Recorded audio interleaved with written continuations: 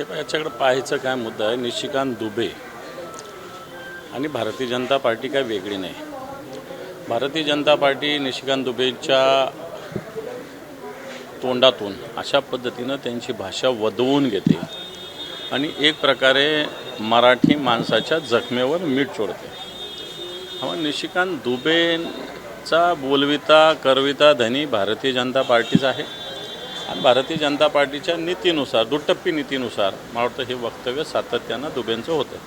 पण मुंबईबद्दल आणि महाराष्ट्राबद्दल महाराष्ट्रातल्या मराठी लोकांबद्दल अशा पद्धतीचे वक्तव्य होत असताना भाजपचा कुठलाच नेता त्यांना समज देत नाही आहे का? आणि तुम्ही तर म्हणताय की त्याच्यामागच्या बोलवतो त्यांनी नेमका कोण आहे?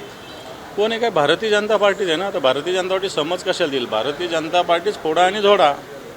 मराठी आणि हिंदी हा वाद भारतीय जनता पार्टीच करते. नंतर मराठीमध्ये सुद्धा वेगवेगळे करणार वाद, हिंदीमध्ये सुद्धा वेगवेगळे करणार, बिहारी करणार, यूपीवाले वेगळे करणार, असं सगळं करणार ही भारतीय जनता पार्टीची नीती आहे. आणि भारतीय जनता पार्टी जे इंग्रज करत होते फोडा जोडा आणि राज्य करा, त्या नीतीनुसार मला वाटतं दुबेंचं सातत्यानं वक्तव्य येतं आहे. ज्या पद्धतीने ते हिंदीच्या समर्थनाला बोलत आहेत किंवा भाजपचं कोणीच समोर येऊन बोलत नाही आहे, तर बिहारच्या निवडणुका डोळ्यासमोर ठेवून हे सगळं राजकारण कुठेतरी पोलरायझेशन सुरू आहे. निशिकांत दुबे काय बिहारच्या राजकारणावर इफेक्ट करणारे नाही. निशिकांत दुबे एक दिल्लीमध्ये उद्योगपतींसाठी लॉबिंग करणारा एक खासदार आहे. तो काय फार राजकीय परिणाम साधणारा नाही. माझ्या माहितीप्रमाणे आत्ताच त्यांच्या पत्नीवर पण एक गुन्हा काहीतरी अफरातफरीचा बँकेच्या एका प्रकरणासंदर्भात दाखल झालेला आहे. तर निशिकांत दुबे काही एवढं मोठं व्यक्तिमत्व नाही आहे की जे बिहारच्या राजकारणावर किंवा निवडणुकीवर इफेक्ट करणार. राज ठाकरेंचा आज मेळावा झाला आणि त्यावेळेस त्यांनी सांगितलं की 20 वर्षानंतर आम्ही दोन भाऊ जर एकत्र येऊ शकतो तर हे वेळेला सोडून कामाला लागा. युतीबद्दल मी योग्य वेळेला निर्णय घेईन, भूमिका जाहीर करेन. मात्र तुम्ही तळागाळात जाऊन काम करण्याच्या सूचना दिलेल्या आहेत. कडवट मराठीपणा तुमच्याकडे जागा ठेवा, तो घरापर्यंत पोहोचवा असंही ते म्हणत आहेत. मात्र युतीबद्दल अजूनही थेट भाष्य राज ठाकरेंच्या माध्यमातून होत नाही आहे किंवा पदाधिकाऱ्यांसमोर ते उघडपणे बोलत नाही आहेत. युतीचं नेमकं काय होणार आहे त्या काळात? हे पण त्यांनी बांधलेली भूमिका योग्यच आहे. कारण ज्या पद्धतीनं येणार का अशी काही युती वगैरे काय जाऊन लगे एका स्टेजवर एका बैठकीत जाहीर करत असतात का? ठीक आहे, याच्याविषयी प्रोसेस असतील, काही बोलणं असतील, काही असेल ते एखादे चालू असेल नसेल तुम्हाला आम्हाला काय माहिती. त्याच्यामुळे मला वाटतं राजसाहेबांचं जे वक्तव्य ते योग्य वक्तव्य. कारण शेवटी ज्याची त्याची संघटना ही कार्यरत असली पाहिजे तरच युती करण्यात मतलब आहे ना. जर आपलं संघटनाच कार्यरत नाही आणि युती करा याला म्हणण्याला कोणता अर्थ राहू शकत नाही. सर, आपण जर पाहिलं तर उद्धव ठाकरे देखील आता दिल्लीला देखील जाणार आहेत. त्यांनी जी इंडिया आघाडीचे जे लोक आहेत त्यांची बैठक घेणार आहेत. एकीकडे राज्य स्तरावरती मनसेसोबत जावं अशी देखील काही शिवसैनिकांची मागणी आहे. आपण बघितलं तर काँग्रेसकडून याला विरोध होते की मवियामध्ये मनसेला नको. कसं पाहतं उद्धव ठाकरे दोन्ही ठिकाणी युतीकडे चाचपणीकडे पाहत आहेत? ते पण दिल्लीचं इंडिया आघाडीची बैठक वेगळी आहे. स्वतः राहुलजी गांधी याचे संयोजक आहे. त्यांनी सगळ्यांना निमंत्रित केलेलं आहे. सगळे विषय आपल्याला सरमिसळ करता येत नाही. राज्यस्तरावरचे महानगरपालिका स्तरावरचे वेगवेगळे विषय असतात आणि वेगवेगळ्या पक्षांना वेगवेगळे अधिकार आहे. देश पातळीवर इंडिया आघाडी म्हणून आम्ही निश्चित एकत्र आहोत आणि राज्यातसुद्धा महाविकास आघाडी आहे. आणि शिवसेनेबरोबर कोण घ्यायचं नाही घ्यायचा हा शिवसेनेचा विषय. बाकी कोणी त्याच्यात सल्ले द्यावा असं मला नाही वाटत. दानवे, पुण्यात एक प्रकार घडलेला होता. मुलींसोबत पोलीस अधिकाऱ्यांनी चुकीची वर्तवणूक, चुकीच्या भाषेमध्ये त्यांचा अपमान केला असं देखील त्यांनी आरोप केलेला आहे. मात्र रात्रभर पोलीस आयुक्ताला समोर ठिय्या मांडून सुद्धा पोलीस गुन्हा दाखल करत नाही आहेत. उलट पोलीस पत्राच्या माध्यमातून कळवत आहेत की हे सगळे आरोप तथ्य नसलेले आहेत, यामध्ये कुठल्याही पद्धतीचं तथ्य नाही आहे. जर 3 पीडिता येऊन समोर येऊन एवढे सगळे आरोप सांगतायत, जातीवाचक शिवीगाळ केलेली आहे, अपमान केलेला आहे, तरीसुद्धा कारवाई करत नाही आहेत. पोलिसांच्या या भूमिकेकडे तुम्ही कसं पाहता? हे प्रकरण एक मीडियाने समोर आणलं म्हणून हा विषय दिसतो, परंतु हे सर्रास पोलिसांकडून होत असतं. महिलांना चुकीच्या भाषेत बोलणं, महिलांना ज्या महिला आता माझ्याकडे एक संभाजीनगरची तक्रार आहे माझ्याकडे, ती जर बघितली तर ज्या महिलेनी एक कोण पनवेलचा अतिरिक्त आयुक्त आहे राठोड त्याच्याविरुद्ध तक्रार केली तर पोलीस तिलाच येऊन त्रास देतात.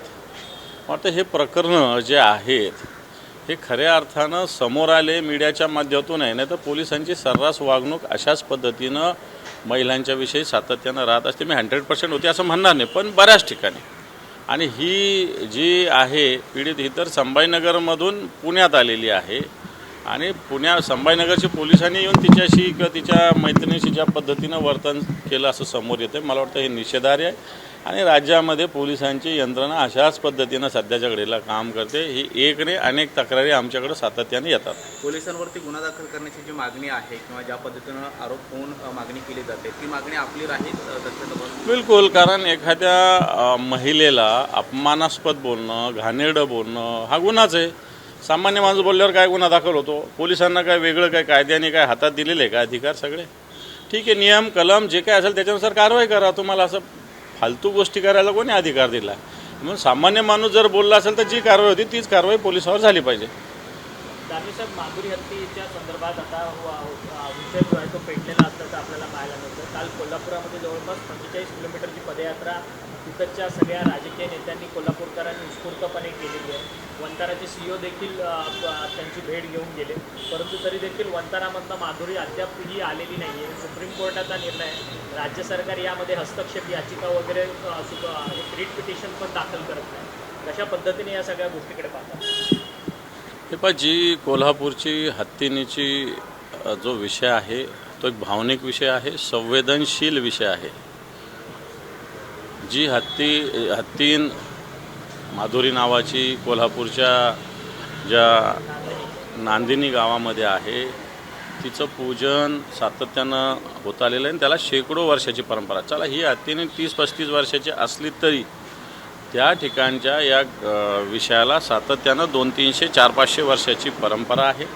आणि असं एक भावनेशी त्या भागातील जनतेचं एक भावनिक नातं त्या हत्तीनीशी आणि त्या गावातील त्या आश्रमाशी जैन बांधवांच्या जुळलेलं आहे. आणि या भावना न सांभाळता जर ही हत्तीन वनतारामध्ये गेली असेल, हे कशासाठी का केलं एवढं? हे प्राणी मात्रवाले बाकीचे दिसत नाही या सगळ्या लोकांना, अशाच दिसतं या सगळ्या गोष्टी. आणि म्हणून हा भावनिक विषय. समस्त कोल्हापूरवासियांनी काल मोठी पदयात्रा, तब्बल 50 किलोमीटरची पदयात्रा सकाळी 4ला सुरू झाली आणि कोल्हापूरच्या कलेक्टर ऑफिसवर आली. मला वाटतं या तीव्र भावना जनतेच्या, ही आज विषय कोल्हापूर पुरता आहे, उद्या हा महाराष्ट्रात होऊ शकतो एवढं मी तुम्हाला 100% सांगू शकतो. कारण हा विषय आस्थेचा विषय आहे आणि याच्यासाठी राज्य सरकारने लवकरात लवकर आपली भूमिका जी आहे कर्तव्य बजावलं पाहिजे. संजय शिरसाटांचं वक्तव्य आहे काय, आपला पैसा, आपल्या बापाचा पैसा नाही आहे, सरकारचा पैसा आहे, याकडे कसं पाहता? मग ही वृत्ती आहे, ही वृत्ती कशा प्रकारची मला वाटतं जनतेनं समजून घ्यावं. उद्या माझ्या मुलांनी किंवा माझ्या वडिलांनी काही कमवलेलं असेल आणि मी म्हटलं मग आपल्या काय बापाचं जातं, आपल्या काय बापाचं जातं, सरकारचंच आहे. पण मला असं वाटतं अशी वृत्ती चुकीची. जनतेचा एक एक पैसा करातून आलेला असतो. राज्य सरकारकडं जो असतो पैसा काही हवेतून येत नाही, तो जनतेकडूनच येत असतो. आणि याच्यावर उधळपट्टी काय, ठीक आहे, जनतेला ज्या ज्या ठिकाणी आवश्यक आहे तो दिलाच पाहिजे, पण आपल्या बापाचं काय जातं?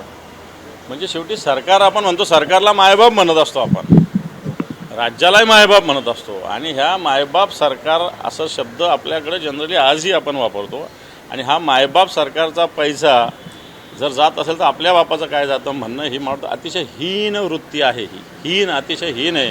आणि मुख्यमंत्र्यांनी त्याचं समर्थन करणं त्याच्याचपेक्षा सुद्धा हीन प्रवृत्तीचं हे लक्षण आहे. ABP माझा, उघडा डोळे बघा नीट.